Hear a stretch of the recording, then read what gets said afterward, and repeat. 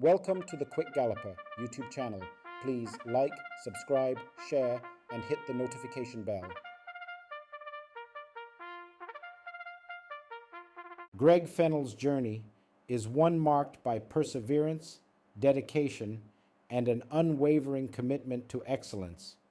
During his tenure at the Trainers School, Fennell distinguished himself as one of the top performers. In his fledgling career, Fennell has already made significant strides. This lifetime narrative produced by QuickGallopJHey.com and its YouTube channel, The Quick Galloper, explores the professional sojourn of racehorse trainer Gregg Fennell. You have been a trainer now for just over a year. I think you graduated last year, March. Right. And been doing very, very well. Last year, May. Last year, May. Right. And been doing very, very well. Let me start by asking you to introduce yourself to our viewers. Well, my name is Gregg Fennell, as you heard earlier. I've been a trainer now for the past a year, say 3 months, 48 starts, 12 wins. I think I'm doing pretty well so far in my small string.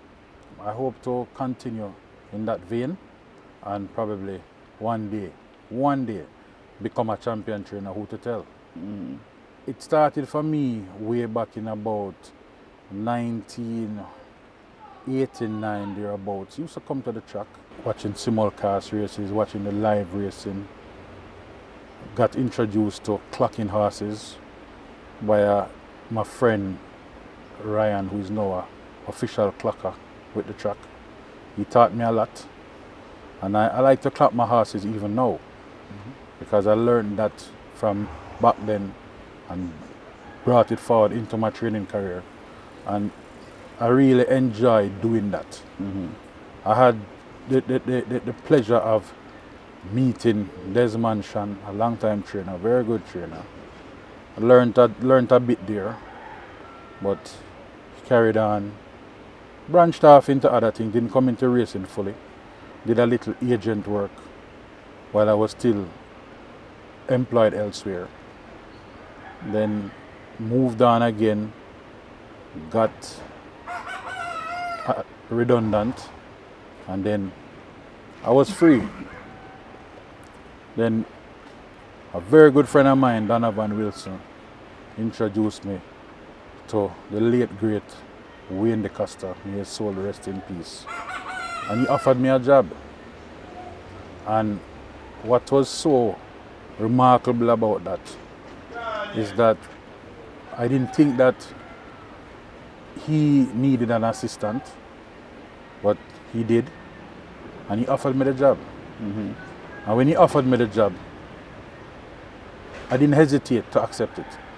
But he told me one thing: if you knew you were gonna take this job and you didn't want to become a trainer, forget it. And that has stuck with me since then until now. What year did you take up that offer? I took that job in June, the ending part of June, the 26th of June, 2017 to be exact.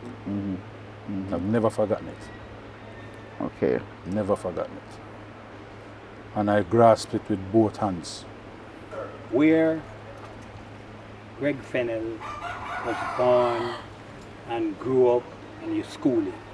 Well, I was born in, I don't know if you want the year, but it's not a secret. I was born in 1973 at a place called Bloomsbury Road, I was told. and I moved to Portmore in October, I think, of that same year, 73. And I grew up here. I went to Vaz Prep, Bridgeport Primary, infant, then I moved on to Vaz Prep in Jamaica College. And I didn't go into any tertiary institution. And then I went and spent about 2 years at Dunoon Technical.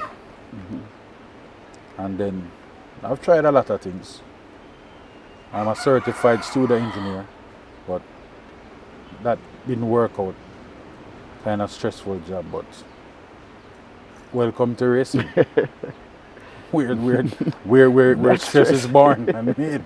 Yeah, Yes. so it's nice. It's really a nice job because I love it. You get up early in the mornings. I get here sometimes at 4:30, the latest sometimes 5, and I don't leave here until 5. And it's a 365 day a year job. 365 day a year job. The only time I get to lie in my bed until 8 o'clock, 7 o'clock is if I travel overseas, which I enjoy traveling. But I kind of cut it back to a 5-day, 7-day travel sometimes when I'm away because I have my horses to look about. Right. When did that racing bug bite? That racing bug bit me a long time ago from I told you when it started. Yeah. When I left Jamaica College and I started, when I knew it really bit me was when I'm going to school and you check my bag. Among my books is my race book. Oh yeah, the My race book. And I said, huh? If my parents ever knew, you know. But this is something that I really love. I enjoy it and I have a passion for it.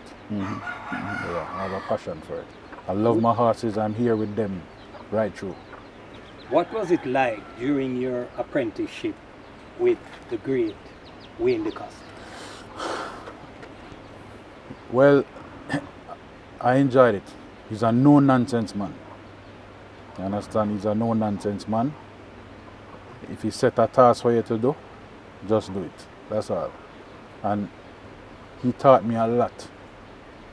He taught me a lot. He taught me to just be humble. Just be humble. Things will come. Right? When I started as a trainer, full-fledged trainer, I had, I think, about 3 horses. Right? Because I'm still with Jason. Right? I'm still with Jason. Whenever I can, and whenever he needs my assistance, I'm there. Just a call and I'm there. I still pass through every now and again. Right? But when I started on my own, I think I had about 3 horses. And it has grown now to, I have 8 horses. I have some very good owners. Culture Limited has been there with me ever since, giving me a lot of support, and I have to thank them for that. And I just got a new owner a couple of weeks ago. So things picking up. Things picking up. Carlton Watson was one of my owners as well. Yeah, so things picking up. Can you give us a breakdown of the horses you have under your care right now? All runners, by the way? All runners now? All the 8? Not all runners. No, not all runners. I have 3 2-year-olds. I have about 3 to 4 racing horses. Milos, I love dearly. I have Burning Valor. I just got a horse by the name of The Love of God and Pro Johnny, and I claimed High Diplomacy about 3 weeks ago. So those are the horses under my care right now. If we go back to Wayne and your tenure under the late great Wayne, as his assistant at the time, for how long were you with Wayne? I was with Wayne until his passing in 2021. And as his assistant, what was your major responsibility? My major responsibility was to make sure that, as he said to me when he gave me the work, the job, you are my eyes when I'm not here. You are my eyes when I'm not here. So you need to oversee my business. Because he's at the track in the mornings, I'm at the stable. Make sure the horses eat well overnight. Just overall management when he's not there. And even if he's there, right? Overall management. We work as a team. Yeah. And I just continue to do that and always think about the things that he taught me. So therefore that was easy for you to work with Jason, his son? Very after his easy. passing. Easy transition. Easy transition. Easy transition. Jason is very easy to get along with. No nonsense kind of person like his dad. Easy to get along with. I have no problems. I've never had any problems with either his father nor him. You mentioned 48 starts, 12 wins. That's 25%. Yeah. And I'm Exactly. sure if you were to look at in the money, it's far greater. Yeah. How satisfied are you with the journey so far? Very satisfied. I couldn't ask some more. With what I had or what I have, I couldn't ask some more. Couldn't ask some more. Who was your first winner? Sudden flight. Sudden Flight. Yeah. On the 23rd of May, 2023. 23rd of May. Yeah. And you graduated in May. Yeah. So that's how many weeks after you graduated? About, about 11 days. 11 I graduated days. on the 12th. I graduated on the 12th, and the race day was, I think it was a Labor Day. And it was my first start Your first as start. well. First start, I got a winner. Were you expectant? Yes, I put in the work. People used to see me with the horse in the mornings, walking him to put him on the trailer to go to the sea. You know, if I have to carry him to the track, I lead him to the track. Because I'm very Hands-on. active where that is concerned. Yeah, hands-on. Very hands-on when it comes to my horses. So ultimately the question is, what was that feeling like? It was overwhelming. When I won the race and I came into the winner's enclosure, I had to ask him, please don't drown me. Because there were buckets of water coming from left, right, and center. You know, it was a good feeling. You know, really good feeling. What are some of the major successes you have had? Well, I think probably having taken 2 doubles, that was really nice. Female rider. Sudden Flight, Abigail Abel, Abigail, right? and Fearless Reigner with Javanil Patterson. I lost my mom last year on the 22nd of September, and the week before her funeral, because she was buried on the 28th of October. I took the double the 21st. Okay. So the buzz around the track said, boy, Fennell, putting the mother to rest next week, you know, so we know it's a double sure. Nothing like that. Nothing like that. You just prepare your horses. And it happened. And it happened. And I was thankful for it. I think up to that day when I took that double, I think I had 4 starts undefeated. Okay.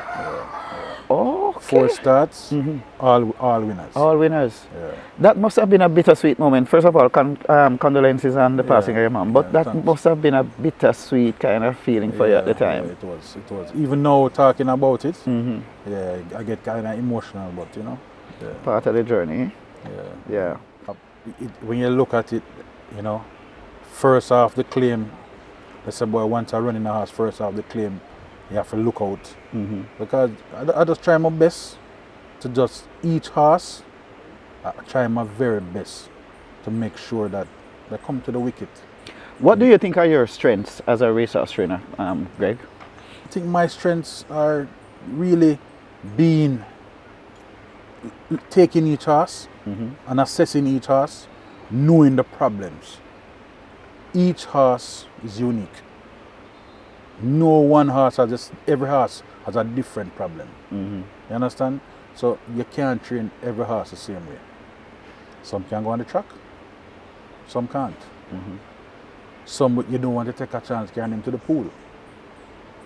So, you know, each horse is different. You have to just assess them and yeah. And you mentioned you have 8 runners, 8 horses now. Yeah. 3 of which are 2-year-olds. Yeah. When we were going to the trainers training school, our trainer came there one day to us to lecture us and told us one thing. Every year, we must try and go to the farm and try and have at least 2 2-year-olds. Meaning, you know, you're going to get a yearling. Coming in, become a 2-year-old. So at least 2 yearlings. At least. Yeah, at least 2 yearlings. That though comes with good owners. Exactly. How are you with your owners? Well, as I told you, I have a very supportive owner. And I've just gotten 2 other owners.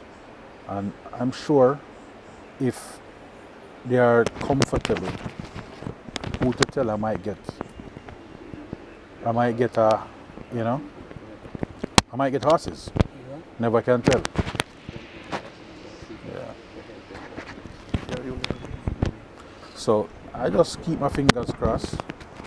You know, probably I can get one at the sale, the yearling sale. I enjoy going overseas to the sales, the thoroughbred sales. Yeah, I really enjoy doing that. So hopefully I can probably get a USA bred yearling or 2-year-old for that matter. Wayne DeCosta told me and always said to me, just remain humble, do what you are supposed to do. Somebody will see you. Somebody will see you. Don't worry about it. Once you're doing what you're supposed to do, somebody will see you. I think 12 starts, 12 wins from 48 starts, 11 second places. I can't complain. I have to just build from that. I can't complain. Yeah. I can't complain. I really can't complain. How are you plotting the way forward? Short term, medium term, long term? How do you see yourself the next 5 years, the next 10 years, or until you become that champion that you're aiming for? Well, as you say, you just have to make your work speak for yourself. You have to make your work speak for you. You understand? Once you're doing the basics, you need to be seen on the track. You understand? And that sometimes is a deterrent for people to give you horses. They drive past your stable, they don't see you.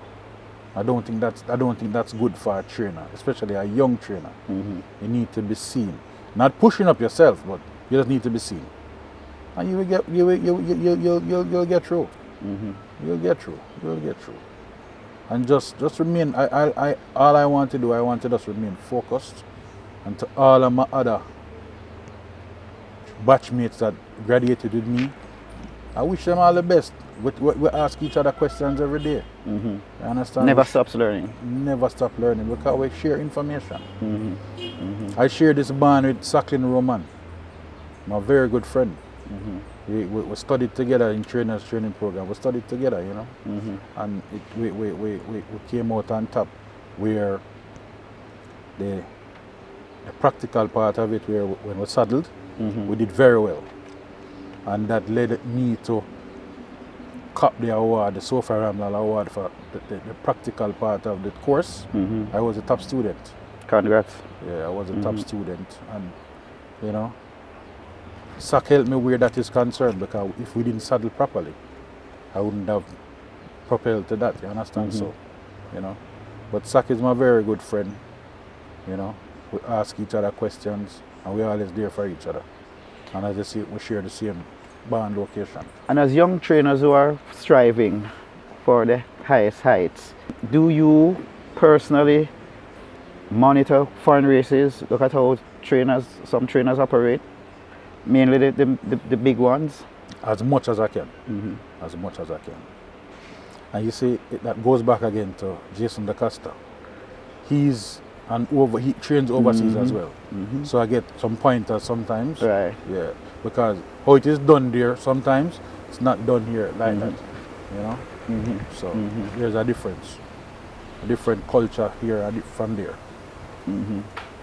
Since you've been here, if we were to look at horses, who would have been some of the best horses you would have seen run here? Well, I can tell you one thing. I've seen horses, but I am so happy that I was here to see She's a Manita. When I came to work with Mr. DaCosta, she was a 3-year-old going to win, I think it was the St. Ledger or the Derby. She just won the Derby, and she's going to close it now. The Triple Crown, Right. winning the St. Ledger. Those days, it was the Right. Derby was the Middle second, right, and then the St. Ledger was the last one. So I was a part of the team when she was going to cup the Triple Crown. Right. And it was a joyous feeling, because I was there with Mr. DaCosta from the early part of 2017. You saw my interest and he offered me the job. So I was there with him right through for the year, you know. coming in the morning. It even went as far, and that's why every day I miss him. It went as far as I had another job, and he said to me, Greg, keep that job. I will still hire you.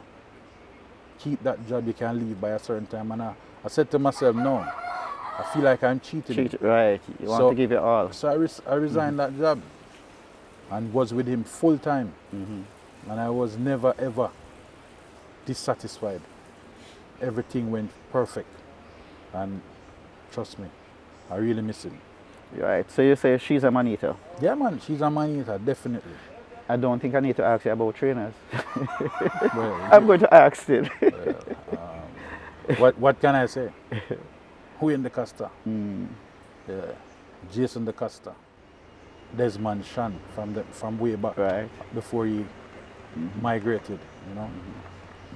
And you know, you learn from other trainers. Right now I share the band with Gary Crawford. He has taught me a thing or two, you know. But I owe everything to Wayne the Costa. Right. Learning most of what I know today. Because he gave me a chance to learn. And if I didn't learn, it's because I didn't want to learn. Right. Right. Yeah. And especially coming out of a band that was so successful, it's almost impossible, as you say. If you don't learn, it's because you're either incapable or you didn't want to. Exactly. Exactly. All right. What about jocks? Well, Dane Nelson, definitely.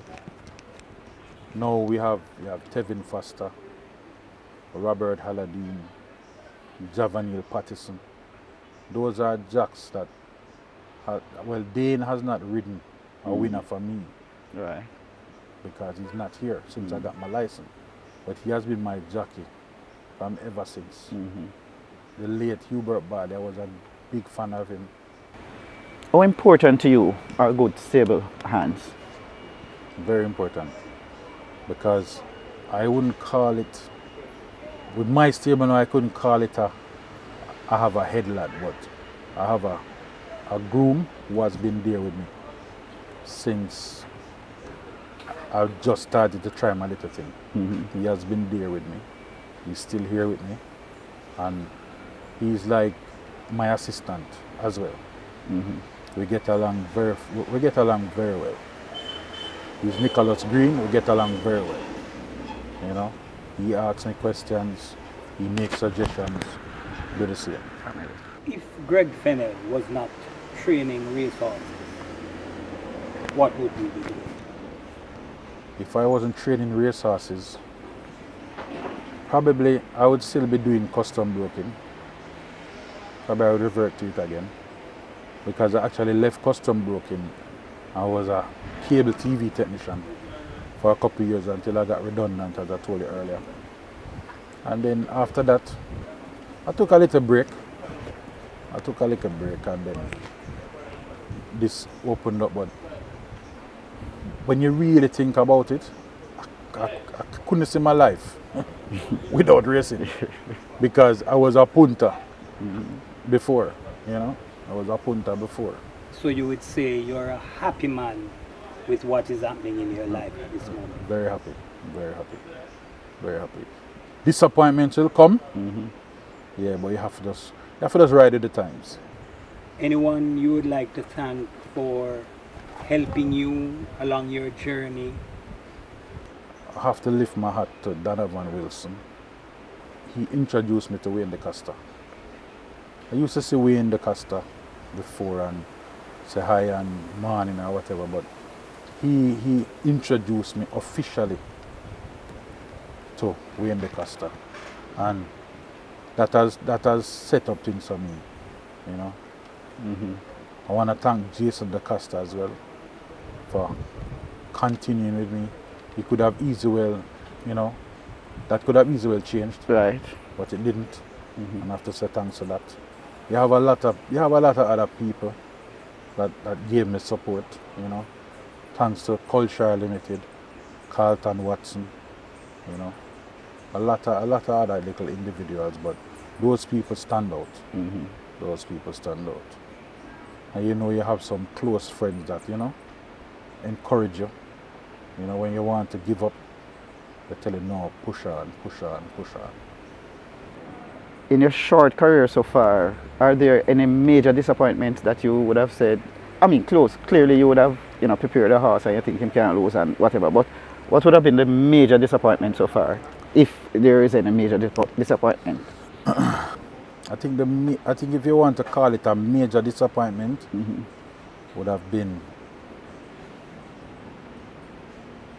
a horse by the name of Fearless Rainer. I had her from she was 2. She won 1 race, showed me promise, but she blew a tendon. And she was dear to me. And when I had to put her on the truck that day, it was really Heart-rending. Yeah. In my short career, I think that stand out. That stood out for me as being very, very disheartening. Very disheartening. And even when I go to the farm, I try to see her. That she's by Orange Valley. Right. Yeah, I go and look for her. I think she's probably in foal now. Okay. Yeah. Okay. Let's hope you can get that offspring. But I would love that. I'd really love that. Thank you for watching another video produced by the team from quickgallopjaya.com and its YouTube channel, The Quick Galloper. Please stay on the channel for other enlightening videos on those involved in local horse racing. Please like, subscribe, and press the notification bell.